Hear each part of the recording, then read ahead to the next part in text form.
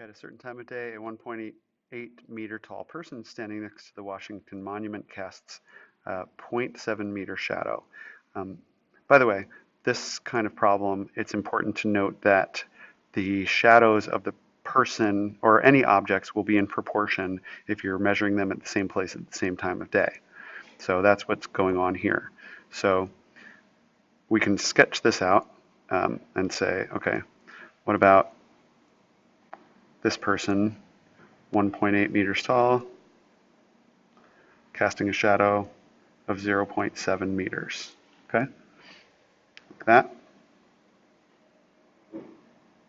And then the Washington Monument, which who knows how tall that is, somebody does obviously, is casting a 65.8 meter shadow. And we want to know how tall is the Washington Monument.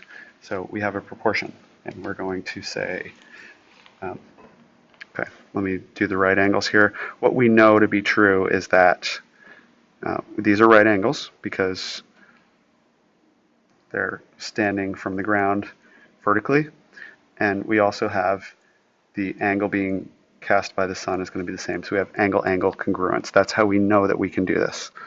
Okay, so what do? We set up the proportion that 1.8, the height of the person, is to x, the height of the Washington Monument, as 0.7, the length of the shadow, is to 65.8, the length of the shadow of the Washington Monument. And now you set it up as a proportion, you do cross products rather, and you solve it. That times that, and you get 0.7x equals 65.8 times 1.8.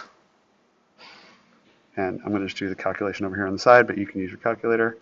65.8 times 1.8.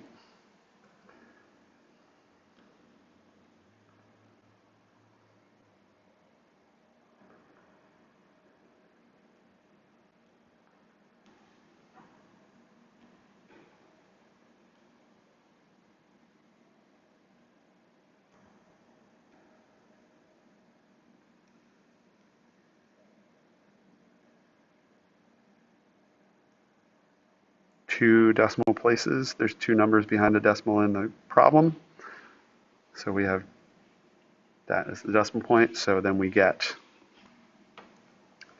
0.7x is equal to 118.44.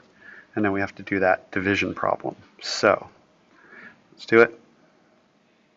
I'm going to take 118.44 divided by 0.7. I should show you what we're doing here.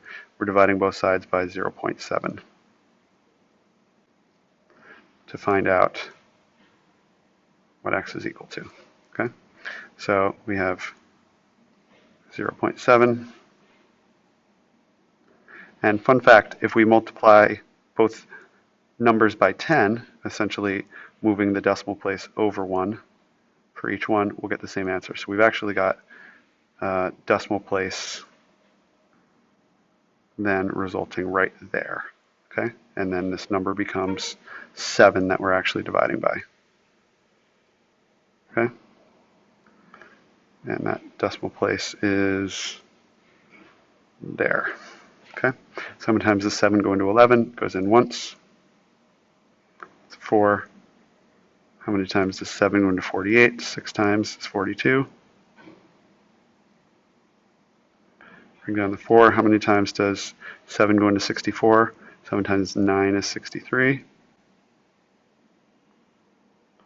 Get a 1. Bring that 4 down. How many times does 7 go into 14?